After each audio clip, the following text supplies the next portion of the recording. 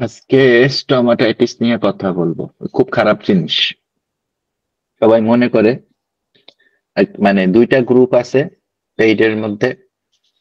এক গ্রুপ মনে করে আমি কেন বেসিক জিনিস করি না, আরেক গ্রুপ মনে করে আমি কেন বেশি অ্যাডভান্স জিনিস কইরা ফেলছি বা বেশি অ্যাডভান্স জিনিস করি না। মানে এরকম অনেকগুলা মতামত আছে। চিন্তা করলাম যে আচ্ছা ঠিক আছে, একটা বেসিক জিনিস করি, বেসিক জিনিস করে দেখি কি হয়।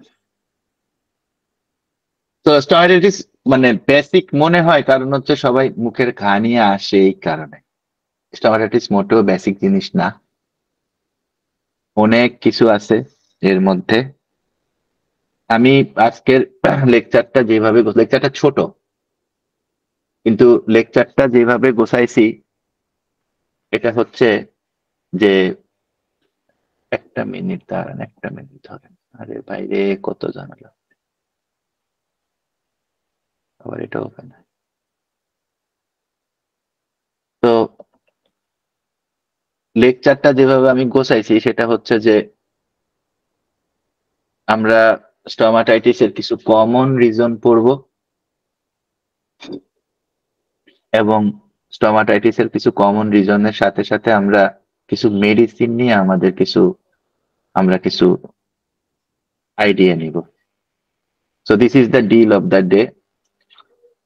কমন কিছু মেডিসিন পড়বো এবং কমন কিছু মেডিসিন পড়া আমরা আইডিয়া নিব। This is the deal, nothing else. এবং কিছু থেরাপিউটিক্স মেডিসিন বইলা দিব, কিছু আনকমন মেডিসিন হয়তো আপনাদের কাছে লাগবে, যদিও সবগুলোই কমন এখানকার আজকে যতগুলো পড়ানো হবে। তারপরে ইনশাল্লাহ আমরা চেষ্টা করব আপনাদের কোয়েশ্চেনের উত্তর দিতে। So this is the actually কি বলবো, মানে মিটিং মিনিটস ফর টুডে। তো প্রথম কথা, তো প্রথম কথা হচ্ছে যে আমার স্টোমাটাইটিস কি জিনিস, এই জিনিসটা আমাদেরকে একটু বুঝতে হবে।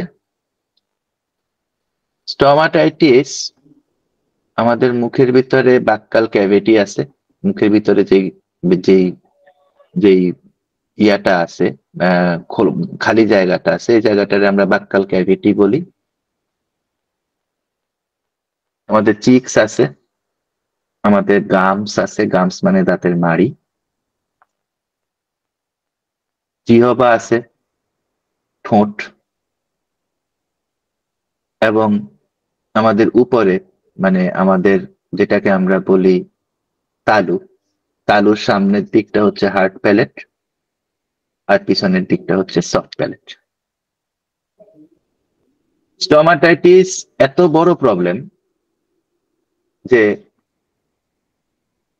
আপনারা দেখবেন, আমি এক ডাক্তারের ব্যাপারে জানি, উনি একটা ভিডিও দিছেন যে এটা হইলে নাইট্রিক অ্যাসিড, এটা হইলে বোরাক্স। এটা আসলে কি বলবো, এটা মানে আউট অফ দা, মানে কি বলবো, মানে আউট অফ দা সেন্স একটা ভিডিও হয়েছে। এগুলা করা যাবে না, কারণ যেখানে প্যাথোলজি কানেক্টেড থাকে সেখানে মানে পৃথিবীটা এত সহজ কখনোই ছিল না, এবং কখনোই পৃথিবীটা এত সহজ না। So this is the most important thing to consider. Stomatitis বুঝতে হইলে প্রথমে যেটা বুঝতে হবে এটা হচ্ছে ইমিউন সাপ্রেশন, ফাঙ্গাল গ্রোথ।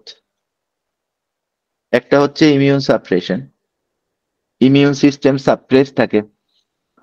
একটা হচ্ছে ফাঙ্গাল গ্রোথ হয়, ওইখানে ফাঙ্গাস হয়, ওইখানে ছত্রাক জন্মায়। এরপরে হচ্ছে যেটা যেটা হচ্ছে যে হাইজিন। সিগারেট খায় কেউ, কেউ সিগারেট খায় মুখ ঠিক মতো ধোয় না, ঠিক আছে। কেউ হয়তো বা, এখানে সবাই অ্যাডাল্ট সুতরাং বলতে বাধা নাই, ওরাল সেক্স করে মুখ ঠিক মতো ধোয় না। কেউ প্রচুর পরিমাণ চাইনিজে, আমি চায়নাতে যখন ছিলাম, ওরা কি করে, ওরা এক ধরনের সাপ আছে, ওই সাপের সাপটাকে মদের মধ্যে ছেড়ে দেয়, এবং ওই মদের মধ্যে সাপটাকে ছেড়ে দিলে সাপটা করে কি, ওই মদের মধ্যে প্রচন্ড রকম পইরা রাগের ঠেলায় বিষ ছেড়ে দেয়, ওই মদটা ওরা খায়। চাইনিজদের মধ্যে আপনি মাল্টিপল স্ক্লেরোসিস, আমেরিকানদের মধ্যে মাল্টিপল স্ক্লেরোসিস আপনি খুব বেশি দেখবেন। এক ধরনের লোক আছে, এদের লিউকোপ্ল্যাকিয়া হয়। লিউকোপ্ল্যাকিয়া আমরা নেক্সট ক্লাসে পড়বো, মারাত্মক জিনিস। প্রচুর মানুষের ক্যান্সার হয়, মুখের ক্যান্সারের আগে প্রচুর হয়, এটা অনেক বড় জিনিস, এখানে নাই বা বলি, এদের হয়। তো একটা জিনিস নোট রাখবেন, মাথায় রাখবেন দয়া করে, কষ্ট করে, এটা হচ্ছে, এটা কিন্তু একটা ইমিউনো সাপ্রেসিভ একটা সিচুয়েশন, এবং এটা ইমিউন ডিফিসিয়েন্সির জন্য হইতে পারে, নিউট্রিশনাল ডিফিসিয়েন্সির জন্য হইতে পারে, most of the fungus over প্রোডাকশনের জন্য হইতে পারে। এগুলা কিন্তু একদম আমরা সবসময় দেখি। সো এখন আসেন, হচ্ছে আমাদেরকে একটু ধারণা নিতে হবে স্কোয়ামাস সেল নিয়ে।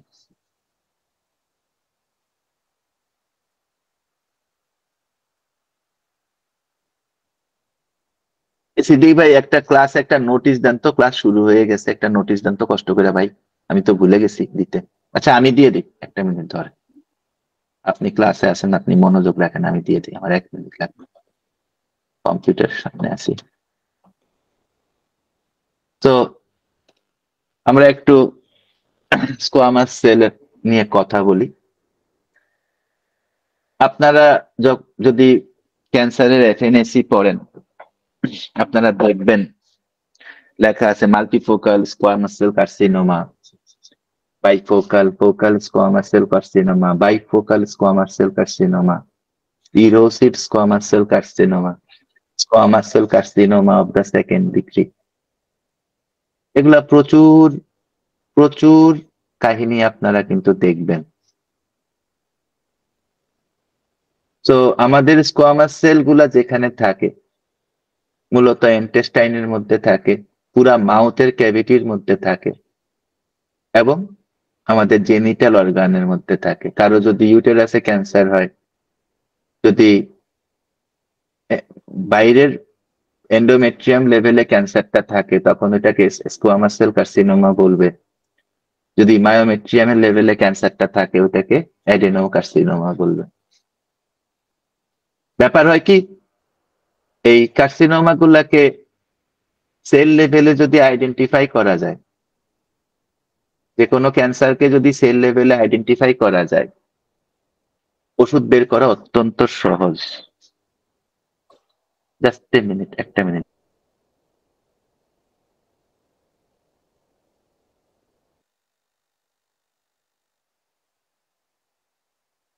তো যে কোনো ক্যান্সারকে সেল লেভেলে আইডেন্টিফাই করা গেলে এটার ওষুধ বের করা অনেক বেশি সহজ, অনেক ঝামেলা কম হয়। কারণ হচ্ছে আমাদের কিছু কিছু রেমেডি আছে যেটা করে কি, ডিরেক্ট সেল লেভেলে আমাদের রেজাল্ট দিতে পারে, প্রত্যেকটা ক্যান্সারে আছে। সো আমরা অনেক বেশি পরিমাণ দেখব এই মুখের মধ্যে যত ক্যান্সার হয়, গলার ভিতরে যত ক্যান্সার হয়, ফ্যারিংসে যেটা ক্যান্সার হয়, ওরোফ্যারিংস ক্যান্সার, ন্যাসোফ্যারিংস ক্যান্সার, ল্যারিংসের ক্যান্সার, ইসোফেজিয়াল ক্যান্সার, সব হচ্ছে স্কোয়ামাস সেল কার্সিনোমা টাইপের ক্যান্সার। স্কোয়ামাস সেলটা কি জিনিস? স্কোয়ামাস সেল হচ্ছে এক ধরনের টিস্যু, যেটা কি করে, এটা মাছের শরীরের মধ্যে যেরকম আঁশ থাকে, এরকম আঁশ থাকে, এবং এটা থাকে কোন জায়গায়? এটা থাকে ইপিথেলিয়াল লেয়ারের উপরে। এখন ইপিথেলিয়াল সেলস গুলা, মূল জিনিস হচ্ছে ইপিথেলিয়াল সেলস গুলা কলামের মতো হয়, একটা ইটের পাশে আরেকটা ইট, আরেকটা হিসেবে, অথবা কিউবিটাল হয়, ঠিক আছে, খুব টাইট ইয়া থাকে, যাতে মধ্যে দিয়ে কোনো ফ্লুইড পাস করতে না পারে। ইপিথেলিয়াল সেল খুব টাইট বাইন্ডিং এর মধ্যে থাকে। স্কোয়ামাস সেল টাইট বাইন্ডিং এর মধ্যে থাকে না। এই যে আমি আপনাদেরকে দেখাইতেছি, আপনারা ছবিটার দিকে তাকান, এটা হচ্ছে স্কোয়ামাস সেল, ঠিক আছে? এবং স্কোয়ামাস সেল কি করে, এটার উপরে একটা থিন লেয়ার তৈরি করে, মিউকোসের উপরে একটা থিন লেয়ার তৈরি করে। এবং এই কারণে আপনারা দেখবেন যে স্কোয়ামাস সেল কার্সিনোমা যখন হয়, আপনারা যদি কারো যদি বায়োপসি করেন, যদি কি জানি ঢুকায় এটা গলার মধ্যে ঢুকায়, যদি বায়োপসি করে ল্যারিঞ্জোস্কোপি, আপনারা যদি কখনো বায়োপসি করেন তখন আপনারা দেখবেন, বা বায়োপসি যদি কখনো কাউকে করতে দেখেন, আপনারা দেখবেন যে 3-4 জায়গা থেকে এক জায়গায় একটু একটু করে টিস্যু টান দিতেছে ডাক্তার। কারণ স্কোয়ামাস সেল কার্সিনোমা খুব ডেঞ্জারাস কার্সিনোমা, এবং এটার গ্রোথ ফ্যাক্টর বুঝতে হলে 3-4টা বায়োপসি, একটা বায়োপসির মধ্যে 3-4টা বায়োপসি করতে হয়। এ কারণে লাং ক্যান্সারের রোগী বাঁচে কম, এ কারণে গলার ক্যান্সারের রোগী বাঁচে কম, ওরোফ্যারিঞ্জিয়াল ক্যান্সারে তো কিছুই করা যায় না, টিউমার বাড়তে বাড়তে রোগী শ্বাস বন্ধ হয়ে মরে যায় মোস্ট অফ দ্য টাইম। এগুলা কিন্তু হয় কারণ ওরোফ্যারিঞ্জিয়াল ক্যান্সার তো আপনি অপারেট করতে পারবেন না। সো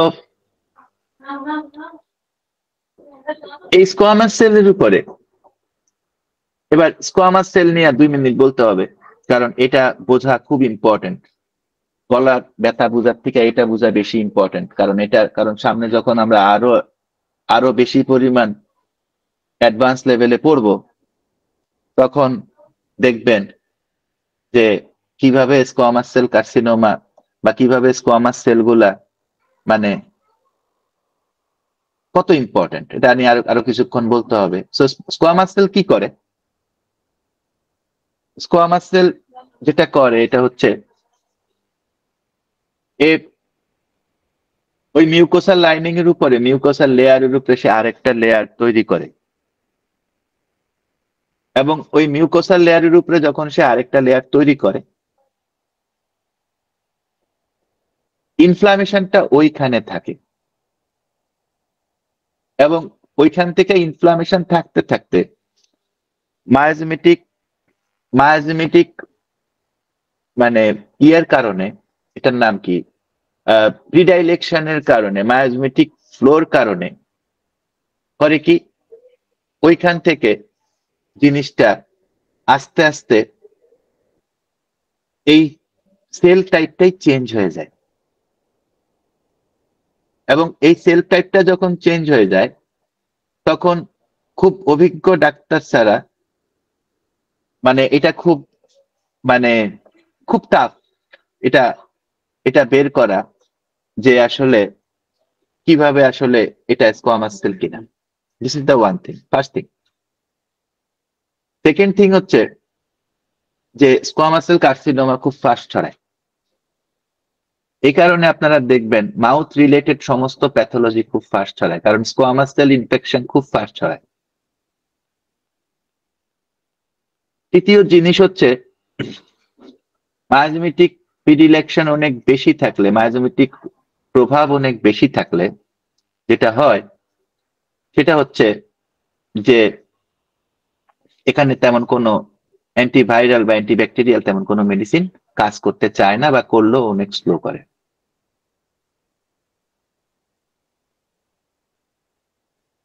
এই 3টা জিনিস আমরা একটু মনে রেখে সামনে আগাবো।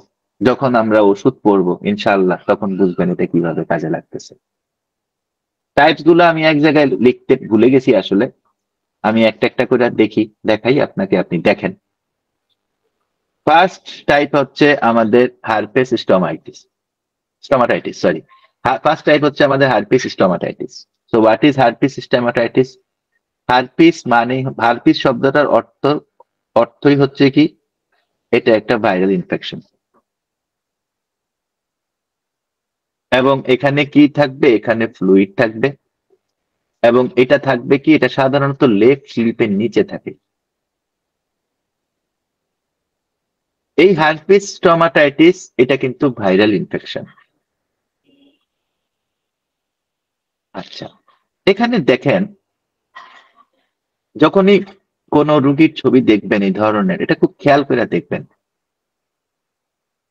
এখানে দেখেন যে জায়গাটাতে ফ্লুইড আছে, যে সমস্ত জায়গা, ওই জায়গাগুলো সাদা হয়ে গেছে। সাদা হয়ে গেছে মানে কি? সাদা হয়ে গেছে মানে হচ্ছে এখানে সর্ট অফ কোনো একটা কক্কাস আছে। যে কোনো coccus, staphylococcal infection, streptococcal infection. Streptococcal infection তো আপনারা গলাতে জানেনই কি হয়। যে কোনো কক্কাসের ইনফেকশনের ইনফ্লামেশনের চেহারা হচ্ছে সাদা। দেখেন আপনারা এখানে সাদা হয়ে গেছে না?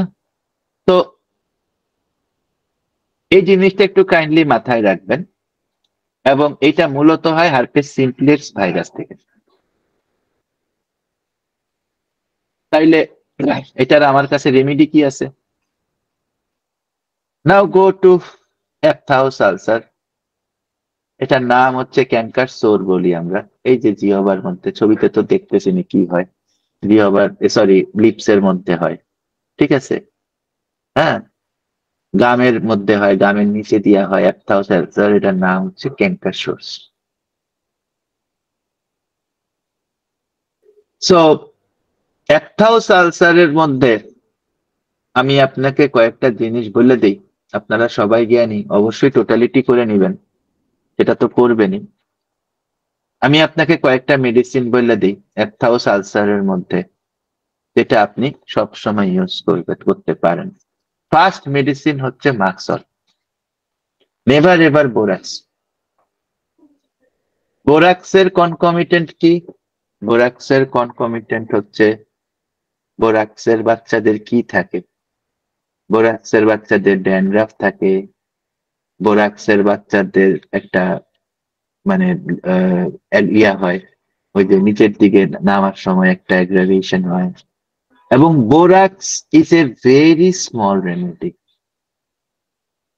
and it is a very big problem. Ephthous ulcer মানে কি? If you go to the slide,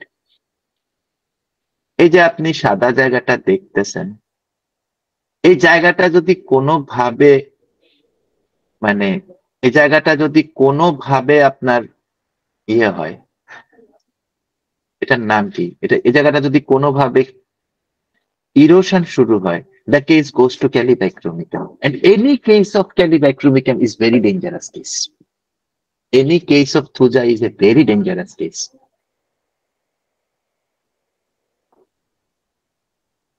So borax is a small remedy. Don't use it if you fail for the first time. Second medicine হচ্ছে sulphuric acid. Sulphuric অ্যাসিডের বাচ্চারা খুব চঞ্চল হয়, খুব তাড়াহুড়া করে, টিউবারকুলিনামের মতো। মুরিয়েটিক অ্যাসিড, পেইন থাকে, বডিতে পেইন থাকে। নার্সিং মমদের যখন এপথাউস আলসার হবে, সেকেন্ড লাইনটা দেখেন, নার্সিং মমসদের যখন এপথাউস আলসার হবে, তখন সবসময় মনে রাখবেন main remedy is always hydrastis canadensis. Nursing mom ephthous ulcer with asthmatic complaint, hemorrhagic diathesis, the medicine is ammon carbonicum. Nursing mom with edema of the feet, nursing mom with migraine, nursing mom with mood swing, the medicine is natrum muleticum.